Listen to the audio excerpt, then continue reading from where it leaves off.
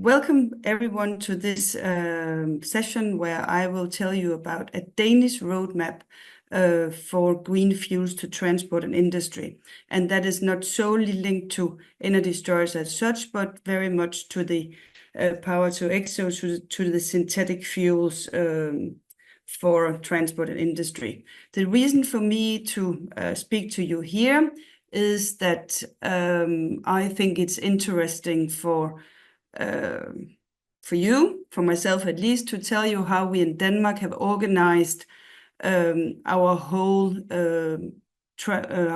research and industry society among producing a common roadmap to set a direction for where the Danish society as such shall go when we talk about large societal challenges, which is exactly where most of the world are currently. So this is the reason for me to bring this session on board. And I'm very pleased to have the opportunity to talk to you. I am the director of the Danish Center for Energy Storage. That's a very small hub organizing, shortly here who we are. We are established back in 2021. We are a member-driven organization with focus on research, education, and collaboration exactly between industry and knowledge institutions, universities, and the public society as well. We were launched back in 2021 with the aim to accelerate the green transition of the energy system, first towards 2030, but obviously also towards 2050. Our goal is to promote Danish research, innovation, growth, and export within the field of energy storage technologies and energy conversion technologies. We are working professionally, neutral, independent of special interest. We are based on private funding, contingents from fees from our members, and participation in a number of large innovation projects. We became an association Songbyt Lucrative in 2023. And here's just a short view of our members. So as you can see, we organize most of the universities in Denmark, the knowledge institutions, a lot of SMEs, as this whole sector of energy storage is also very much a place where SMEs can launch and work within this field. And obviously we also have a number of large enterprises where Vestas, Ørsted, and Topsøe are probably known for you. I myself have a background as a lobbyist, public affairs expert from Brussels. I worked for the Danish Chamber of Commerce for 12 years in Brussels, and I also been working at the Danish Technical University for 8 years before coming to setting up this Danish Center for Energy Storage. But the reason for why we are here is shortly because in 2020, the Danish government approved the Danish Climate Legal Act, which is actually amongst the most ambitious climate act in the world. And it has set a clear goal of becoming 70% CO2 reduction in 2030. And actually in 2045 to become completely carbon zero, so to say. And that is the whole framework, the whole background for why the Danish government also initiated a new way of driving research and innovation programs in Denmark, saying in other words, the way that they are funding research and innovation. So they said, well, could we potentially do a much more concerted and coordinated approach when we set up projects, so we actually try to address large societal challenges, as climate change obviously is one of them. There are many more, but this was the field that we are in now. And the Danish Innovation Fund said that they would finance 700 million kroner. That's about 94 million euros for 4 different emissions, and that this program was launched back in 21. The aim, obviously, of asking universities and industry to work in a different way was to reach this 70% reduction of carbon emissions by 30, also to create jobs and growth, and obviously the carbon neutral parameter. So the Innovation Fund said that we would like to ask for roadmaps that could deliver in these, oh, sorry, that was a little bit too quick.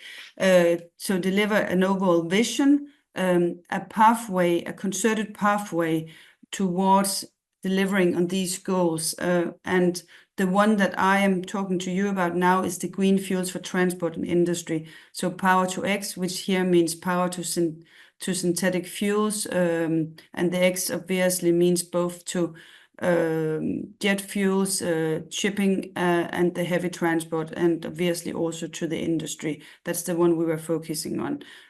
So this roadmap should develop both a technological development. It should tell how we implement the roadmap and how to finance this sequence towards 2030 and potentially 50.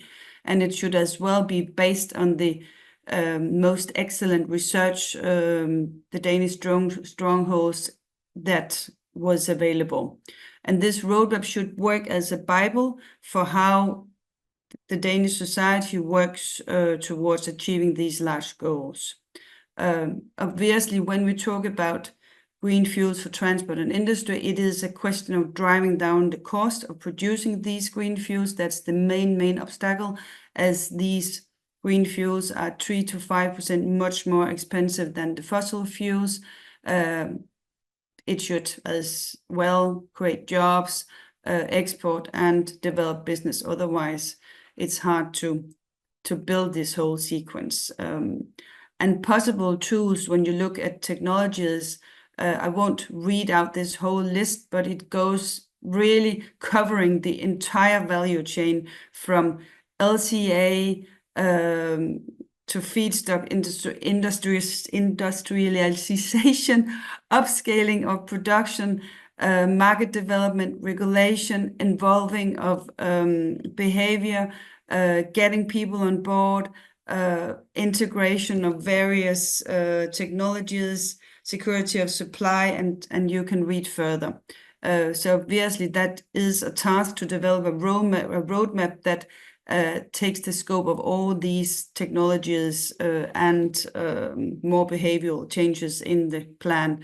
And obviously, in order to deliver at 2030, it's super important that you set out a framework as well for test and demonstration project that can deliver. Danish strengths in this area. There is a high international standing and many industry strongholds within green technologies. You may be aware that the wind sector is pretty strong in Denmark. We are used to work very closely between research and industry. As I said before, the aim of the government was really to address these large societal challenges in a much more strategic way than used to when you normally finance one project to one project. So it is a question of doing a much more systemic change, a systemic approach. And the role of these roadmap was to ensure that Denmark's efforts in green technology research and industry are much more strategically aligned and coordinated. And obviously, it would be wonderful if Europe as well could coordinate and strategically align much more our innovation and green technological approach, which would make us stronger in a global context together with our Asian neighbors and our neighbors from the US. And it will also help us all in delivering on the climate goals. So shortly, on where the strongholds are.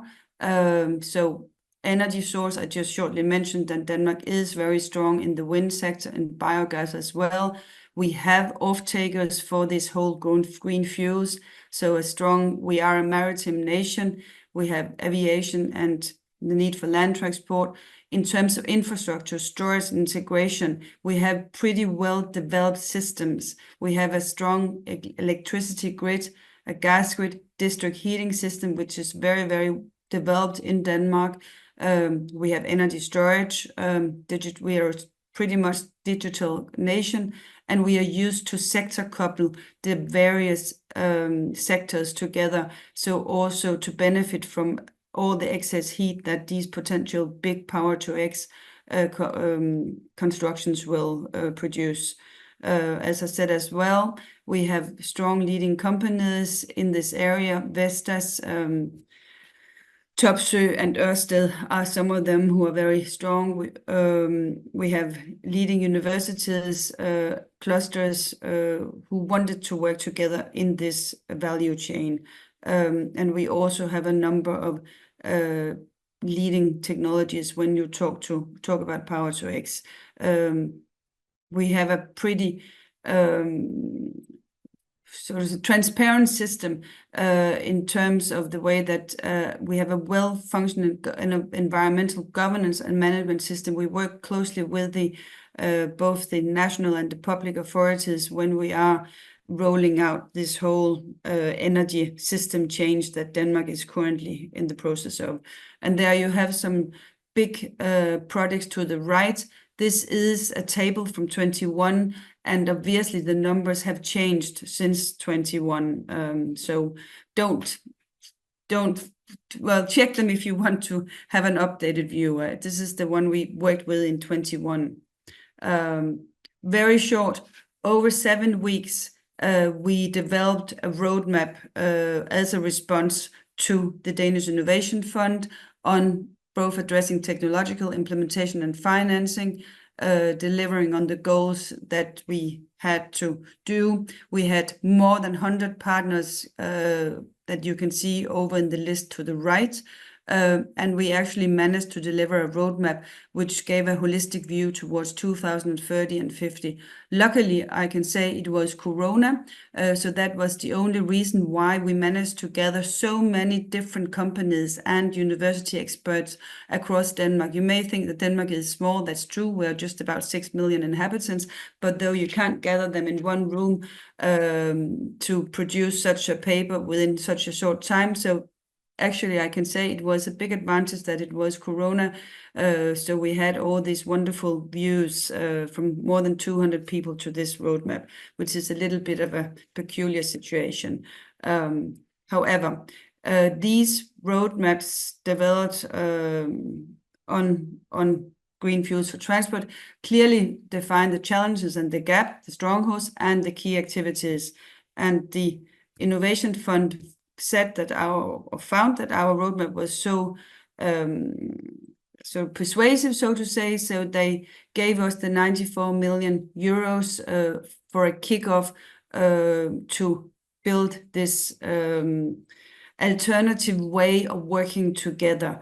And what the roadmap also resulted in was that the Danish government over the next period until 27, and we hope it will continue, have set aside amount of euros each year to distribute to this to the implementation of the roadmap, because it's not only about the roadmap. It actually, the result or the goal was that we received the 94 euros, and I'm part of a small consortium with Aalborg University and another main cluster. So it's so to say a parallel structure to the state-funded structure, where we actually have much more liberty based on this roadmap and the partnership to see where the funding shall go in order to accelerate demonstration and test within this whole field in order to succeed a much quicker so to say road towards realizing these 70% CO2 reduction in the right way when we talk about transport and industry. So we started off with a partnership of 56 partners in 22.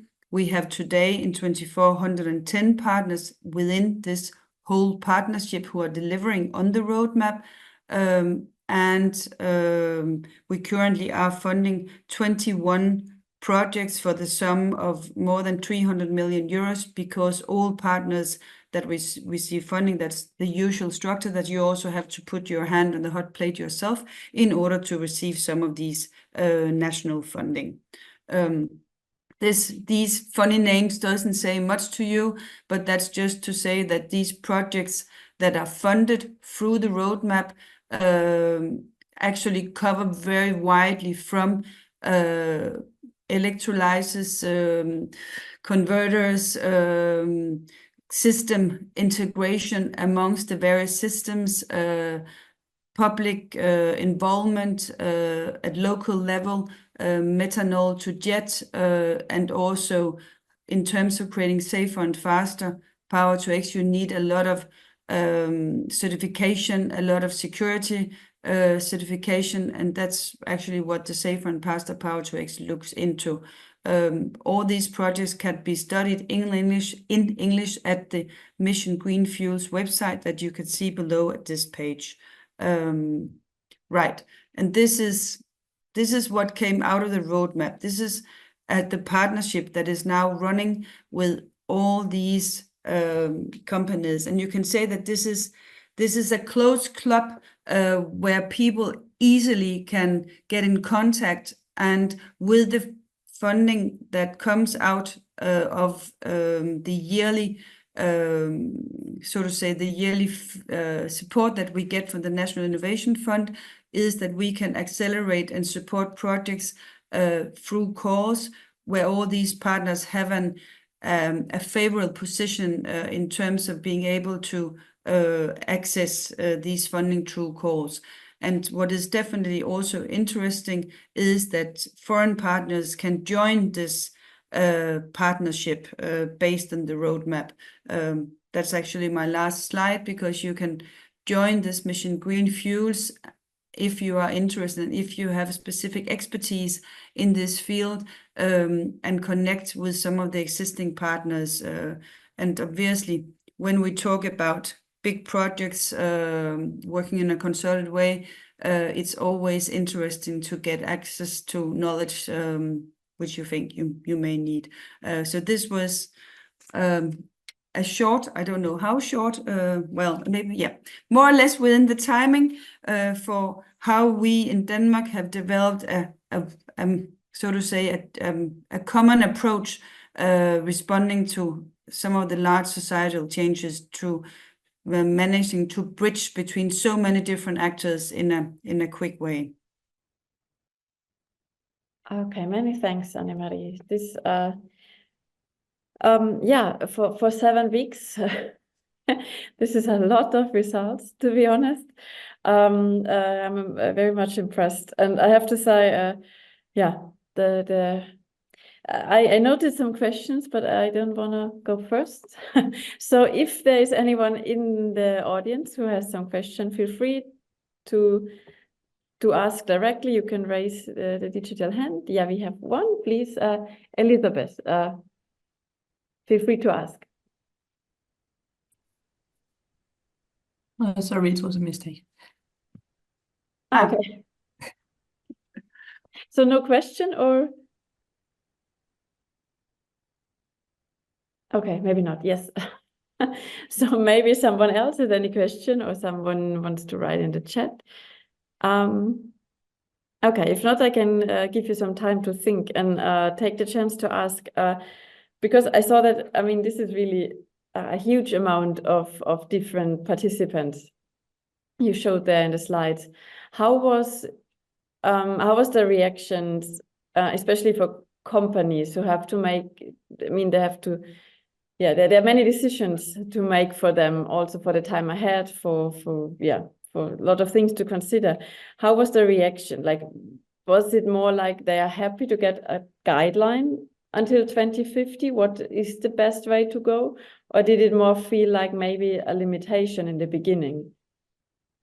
Well, I've Well, first of all, the first guideline was obviously reaching the goals of 2030. And that was a kind of a short, well, it is a short-term goal. There is the long-term goal towards 2050, and I think not even the most brightest brains know how exactly we will reach a zero carbon society by 2050. So I must admit as well that the road traced after 2030 towards 50 is not exactly it's not a highway.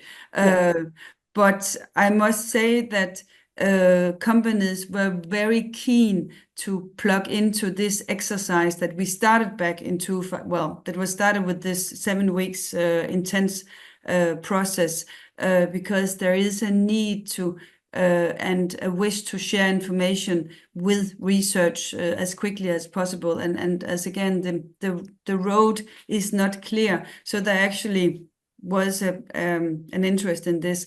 On the other way, well, I should say as well that this is a roadmap that we have traced. It's not the only roadmap, but our goal is now, we are in 2024, that we are updating the first one we did back in 21. So the roadmap is being updated because things obviously as well has changed with the war in Ukraine and shortage of gas to Europe, etc., and the IEA in the States, etc. So the field looks different. So therefore we are updating it and of course trying to make the road more clear.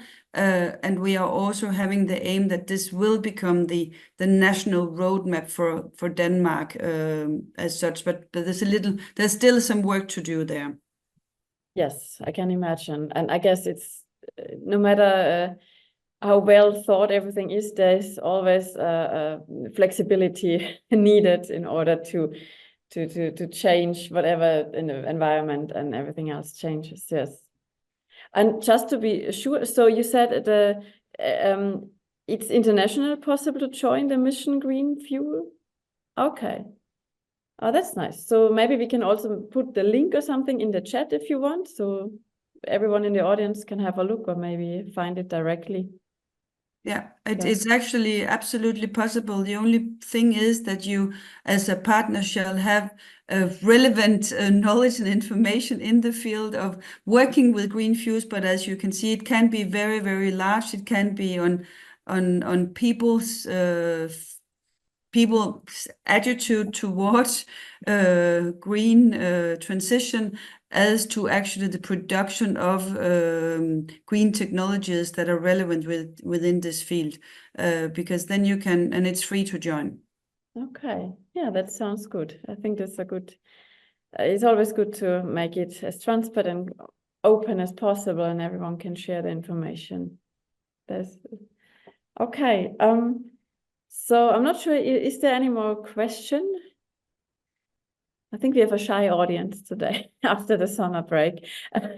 In case anyone comes up with a question, maybe during the second talk, I would propose they can write it in the chat and you can see if you answer directly or just exchange the email if you want. Yeah, many thanks again. Thank you. Very interesting to see, and I'm very excited about Eva's talk. So Eva, feel free to share your screen. So thank you very much for this opportunity to present on the EPRI Energy Storage Roadmap. I'm Eva Gardow, a Program Manager in the Energy Storage and Distributed Generation Research Group. And I live very close to New York City in New Jersey, in the United States.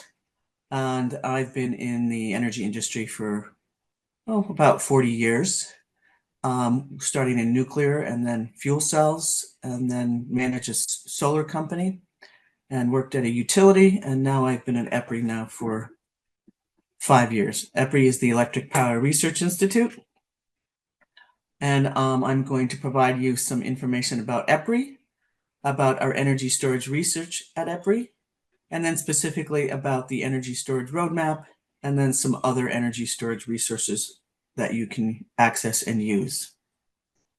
So EPRI is a leading global energy R&D collaborative. We've been advancing energy technologies and informing decision-making for years, for 52 years. And we have funding that is apply to collaboratively through an annual research portfolio. And we work with more than 450 utilities in the United States and around the world with government offices. And we address topics on energy in regards to production, delivery, and the use of energy. We are an independent technical organization with lots of PhDs from all over the world. We're a nonprofit, and we have a collaborative research approach. So energy storage at EPRI, we've been working on it for 50 years. And starting with doing some large systems in California and Alaska 50 years ago. We worked with the Department of Energy in the United States on developing a handbook for energy storage in the early aughts. We developed a distributed energy resource value estimation tool in 2020, although we really started working on it 5 or 6 years before that, but we call it DERVET, and it's a techno-economic analysis tool for energy storage. In 2013, we founded the Energy Storage Integration Council in order to bring people together that were like-minded, that wanted to advance the use and deployment of energy storage in order to develop common practices and standards. And then since then, we have been working with lots of different technologies, testing them. And one of the things that's paramount right now is addressing failure events. And we have a fire prevention mitigation project that we work with utilities all over the world, as well as a lot of experts, in order to make lithium-ion battery energy storage systems safer. So there's so much in energy storage. We have 2 research programs at EPRI. I'm in the electrochemical research group, but we also have another group that works with larger thermal, mechanical, and chemical energy storage systems.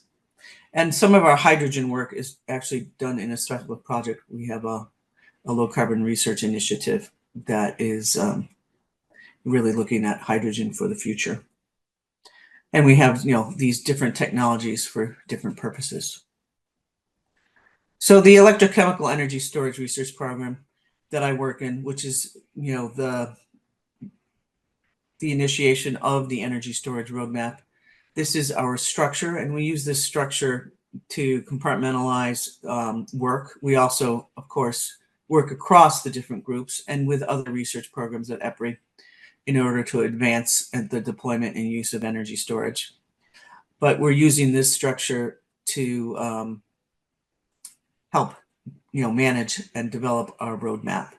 So we have an across-the-board strategic intelligent industry collaboration topic, and then safety, environment, and community engagement topic that goes across these 4 topics that are at the bottom. One that's about technology evaluation, one that addresses planning and economic analysis, and then we get into the details of deployment and operations. And lastly, this last group works on customer energy storage behind the meter technologies, microgrids, and distributed generation, both fueled and low carbon fuel. So this is just the eye chart of a lot of the technologies and companies that we have worked with and the evaluations that we do. And of course, they are always moving. New companies are coming up. Companies are getting bought. So this landscape is continually changing, but we keep track of it. We have an energy storage technology database where we evaluate and do briefs on these technologies in order to provide our utility members information so they understand what's coming to be available to use to manage the electric grid.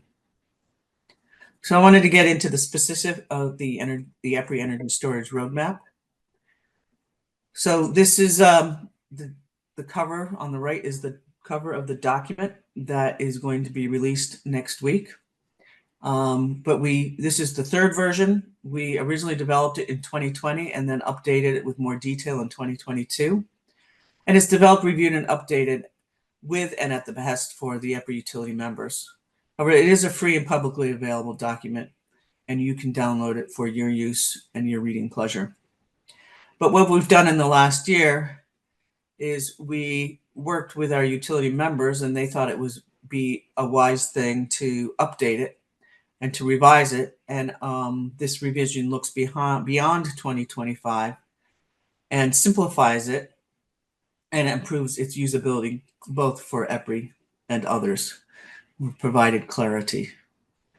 So I think most of you know the need for roadmaps. You know, we need to know where we are and where we're going. And there are lots of forecasts for expected huge growth of energy storage use worldwide. China and the United States lead energy storage deployments at this time, but there is a lot of growth in Latin America, the Middle East, and Asia Pacific. And of course, there's a lot of use right now in many parts of Europe. But just in the US, between state goals and mandates and utility integrated resource plans, the industry expects that the capacity will more than double between now and 2030. So our roadmap is identifying gaps in order to understand the issues and prioritize them, and then work to develop research activities to fill those gaps. So this gives you the timeline of our energy storage roadmaps. And what I want to note that, you know, these show the covers on the right-hand side of the 3 versions. And there's the little number that when you get a PDF of this, there is a link that will take you to, so you can download it and then read it at your leisure. We have not issued the version that's coming out next week, but I will get that link to Stephanie, and she can share that with you when it does get published next week. So, you know, this is something that we need to continually to update. But just to give you kind of the background, when we started this in 2020, we spent a lot of time developing the visions for the energy storage future states.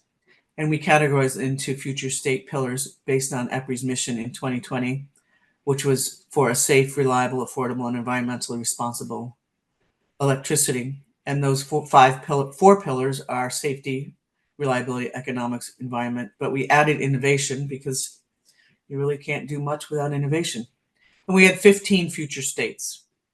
And then in 2020, we really dug deep into the gaps with those future states to really have a clear understanding of the work that needed to be done in order to be able to meet our visions of 2025. In regards to the process, it was a very collaborative process between our utility members and our EPRI subject matter experts. And we've done that with each version. In this particular year, we reviewed the gaps, we revised them, and prioritized them over a series of working group meetings. And we reorganized the future state pillars gaps based on the project lifecycle phases, as well as with the research program structure that I spoke of earlier. And the process we went through is identified in these graphics at the bottom, where we would assess the current state, because you can't have a roadmap unless you know where you are in the beginning. We identified the drivers, because you have to be able to go there. And then we developed those future states and identified the gaps to be able to get there, the roads to get to where we needed to be. And then we've prioritized those research needs. So where we are now is that the future states pillars continue to align with EPRI's current mission, which has changed a little bit since 2020. And it is to provide safe, reliable, affordable, and clean energy. But there's an underpinning to all of that, that we want to have the energy to be equitable with a trained workforce. And of course, you need that innovation. So those are the foundations that we are using to advance energy storage deployment. So each of these future state pillars is supplemented by aspects that you'll see when I show you the slide with the actual excerpt of the roadmap in order to expand upon the vision. I do want to note that this is a tool that EPRI is using, is developed with our utility members so that we can develop applied research activities to address the energy storage gaps that have multifaceted impacts across diverse stakeholder interests. But it also can be used as a resource for you, tool for utilities, for energy storage companies and developers that want to work in the utility space and with the electric grid, and also with policymakers. And that's why we have made it free and available to everyone. So this is an excerpt of the roadmap, specifically for the clean pillar. And each pillar has 2 dedicated pages. One is pertinent to the roadmap on the left, and the other one provides an overview of EPRI's research, both current and recent, to address the relevant gaps. So that kind of gives you the format, and what I want to do now is walk you through the roadmap section and how to read it so that when you get it, it makes sense to you. Essentially the future state vision across the top blue bar, contextualizes the gaps and anchor the where we want to be.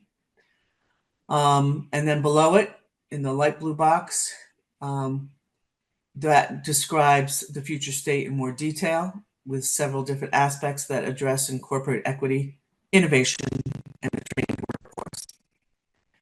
Now, the bottom left is the current state, because as I said, you need to know where you start from and where you are. And what it does is it contextualizes the gaps that are then on the right-hand side in the red box. And those are the missing links, the holes of how we get from where we are to where we want to be. And we have culled and filtered the gaps to really ones that EPRI can work on, but they are not exclusive to EPRI. We have framed these gaps as activities and resources that EPRI is well suited to undertake in order to advance the use and deployment of energy storage, for utility and customer use now and in the future. And this slide provides more detail visions, and I just want to take a moment and read them to you, because this is really the center to the future state pillars. So we are looking to have safe energy storage that use that is proven hazard mitigations and leading practices across the project lifecycle that address safety risks and comply with codes to uphold public and worker health and safety, environmental justice, and equity. And in regards to reliability, we will have utility-grade energy storage assets and fleets that are dependably dispatched, fortified for field deployment, designed with common monitoring, control, and communication systems, and optimized by data-informed asset management strategies. We are also looking to have affordable energy storage that encompasses economically viable technologies and deployment practices represented in planning models and proven to provide value to grid operators and customers. And lastly, we want clean energy storage that supports a decarbonized grid using equitable and responsible lifecycle practices, stakeholder engagement considering both environmental and human health impacts. And this is really the heart of our roadmap, the vision that we want for energy storage use now and into the future. So then we get into the R chart here, and I have organized them in 2 different ways. These are the gaps that we are looking to close in the next several years. And this organization, as I mentioned, goes across the life cycle of an energy storage system, starting with planning, then procurement, the deployment integration, operations and maintenance, and of course, you can't forget decommissioning. In fact, there are many states here in the United States that are requiring, when you permit an energy storage system, that you have a decommissioning plan, because you can't just leave it for what's going to happen in 5, 10, 15, 20 years. And then we have color-coded all of the gaps into the pillars of safe, reliable, affordable, and clean. So this is an organization of the gaps, based on the future state pillar. So for example, in planning, we need to have communication strategies, and those need to be, refined and developed more specifically. Another example is that we need to have for decommissioning, to make an affordable decommissioning, an understanding of end-of-life costs and residual asset values. So these are then described in more detail on each of the pages, such as the one I showed a couple of slides back. And I'd like to show you one more organization, which is even more of an eye chart. And once again, we have across the top the organization of the life cycle of an energy storage system: planning, procurement, deployment, integration, operation, maintenance, and decommissioning.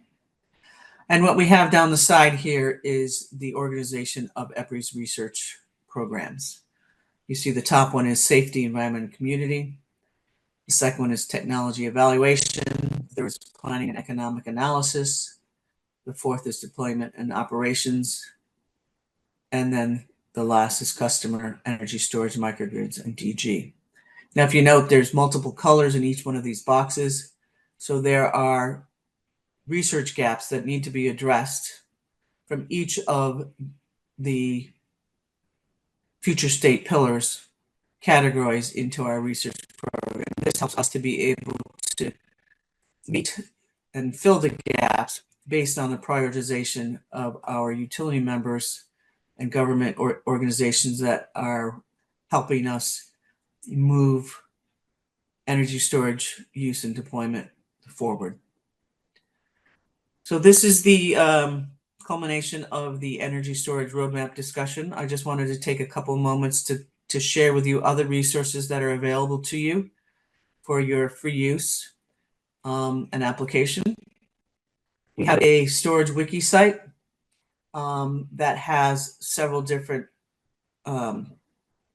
tools that you can use. We have an introductory energy storage 101 self-guided course that basically provides you with information on energy storage drivers, economics, technologies, applications, and deployment considerations.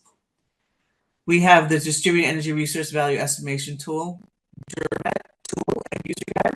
You can download the tool for free. It was funded in part by utilities all over the world, as well as the California Energy Commission, which makes it publicly accessible. There's a user guide, as well as some reference case studies that you can use to learn how to use it. We also have often have workshops that can help you understand how to use it if you like that assistance. One of our most popular free public resources is the battery energy storage database. Sorry.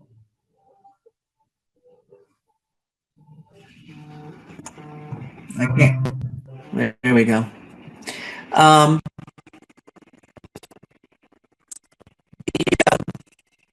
database is, we collect, through news outlets from all over the world. And we have just recently done some analysis on the Taylor incident database to understand what the common causes are to these Taylor incidents, and to determine whether it's the integration or themselves. And all the incidents that we categorize have only been. Excuse me, Eva?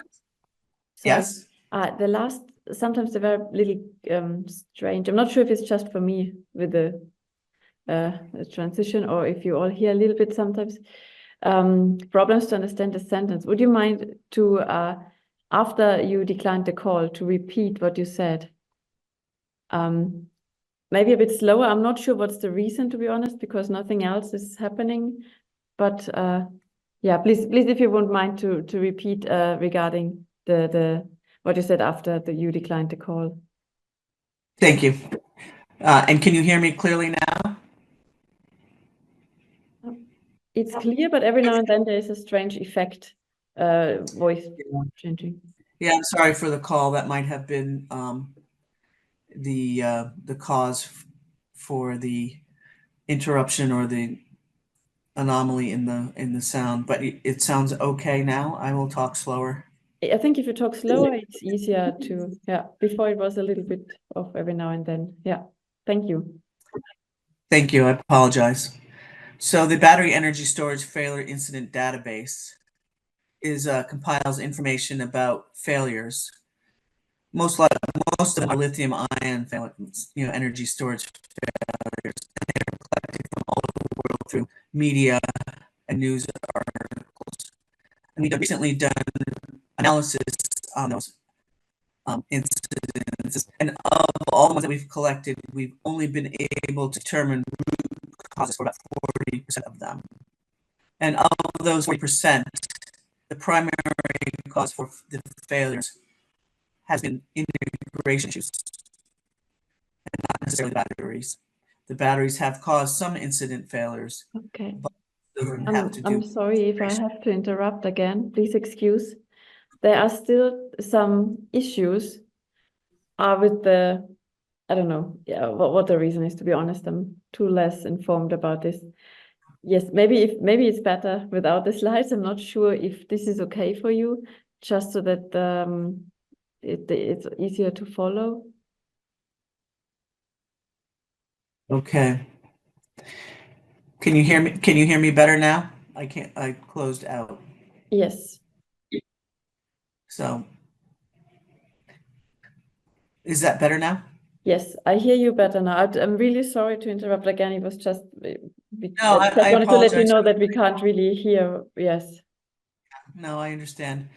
So I only had one other topic I wanted to speak to, and that is the Energy Storage Integration Council, which is an open technical forum.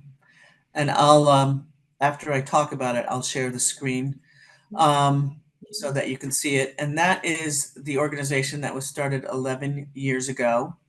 And it was started in order to develop standardized approaches to evaluation, which, DERVIT supports, testing. So we've developed testing protocols. And all of these tools, including specifications and reference requests for proposal documents, are available for your use and download. The organization is also open so that you can join and participate as well. In fact, there is an in-person meeting today for Energy Storage Integration Council in LA, and where they're doing kind of a expose. People are bringing and sharing their case studies on how they've used the tools that we have developed. So with that, I'm just going to show you that. And when you get your copy of the presentation from Stephanie, you will be able to use the live links that will get you to the Energy Storage Integration Council, as well as the all of the resource tools. So let me just share that for a minute, that you can see.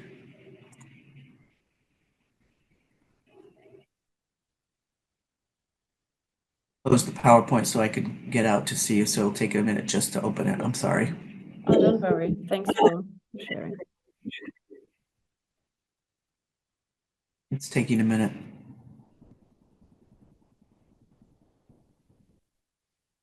But if there are any questions, I can certainly take those now.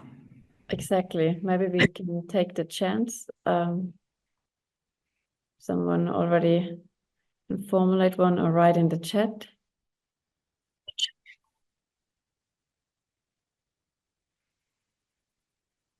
So here is the, I'm just going to leave it in working mode, but there is a link at the bottom that can take you to the EPRI.com ESIC site. it's, as I mentioned, an organization open to all intercity interact network and to solve the industry challenges together. But I wanted to share with you the list of the publicly free available resources. So there are quite a number of them. The implementation guide, a cost template and tool, a technical specification template. There is safety guidelines, request for proposal guide, control performance metrics. So all of these things are available to you. And I would like to thank you for allowing me to share all of my information on the energy storage, the EPRI energy storage roadmap, and our other resources. So thank you very much. Well, thank you, Eva, for your talk. Many thanks, and also for your patience. I'm sorry, there's some still digital age makes some problems every now and then. But yeah, and thank you also for all this work which has been put in here. I think this is it was very detailed. Also, all the gaps which have been identified. I think I need some extra time to have a closer look.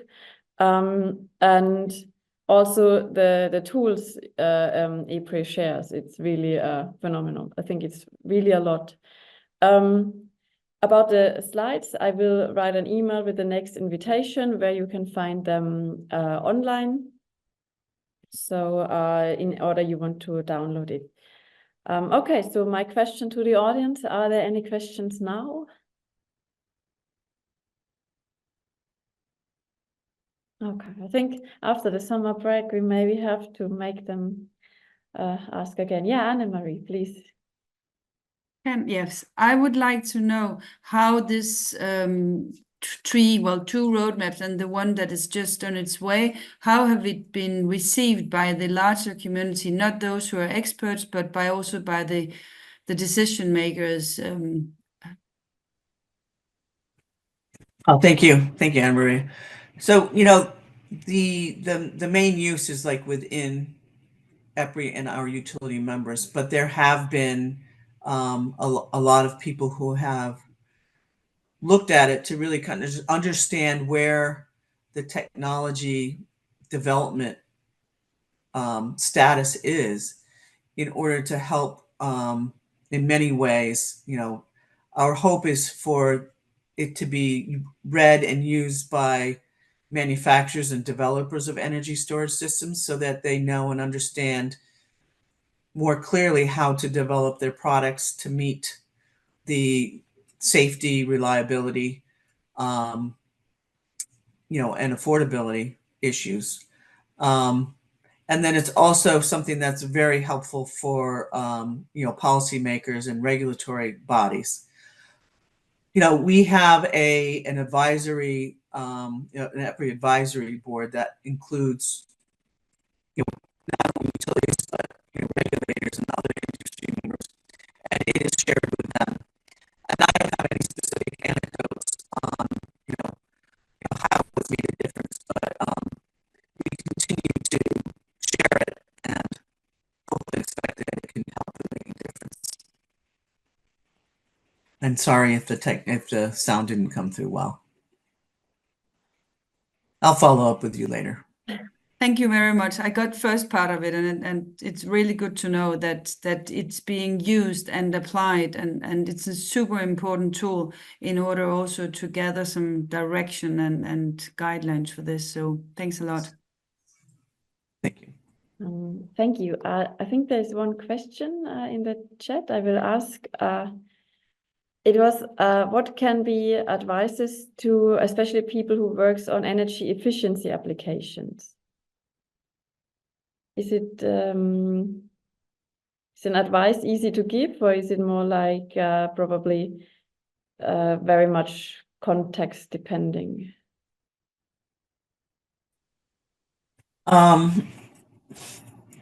So energy efficiency is, basically the first step in, meeting our future clean energy goals. And in regards to, work at EPRI, we have a whole group that works on energy efficiency. And in many cases, energy storage can be used to support efficient use of electric grid assets. It's being used as hybridized systems with solar or with wind, and it provides better use of the system and the asset. And so fundamentally, energy efficiency is, the first step is crucial and critical. Okay, many thanks. And I also would have one question about the testing protocol. You showed that there are some tools and informations. Is it for which kind of energy storage is it? Thank you. The first version was for lithium ion, but since then we have worked to broaden it so that it can be applied for other technologies such as vanadium redox or zinc based. Yeah. So there are variations, and it's not necessarily always the easiest thing to do, and because there are different characteristics, and some technologies require a battery management system and some don't. Yeah. So, but they are working we continually to update it every year, and work to expand its application. Okay, many thanks. Wow. So this is yeah, again, thanks for both of you speakers. This is a I think there's a lot of material which can be also a good basis for other, let's say, nations or institutes who are working currently on a roadmap. Because I think like all of us have to think about one, and it's good to take a look at what is already done and to take this also as a basis and learn from it. So many thanks for sharing and being so open. So is there the last chance for any questions? If not, I think there's also the chance to maybe contact you directly. Okay, then yeah, thanks again. Also thanks for all the listeners.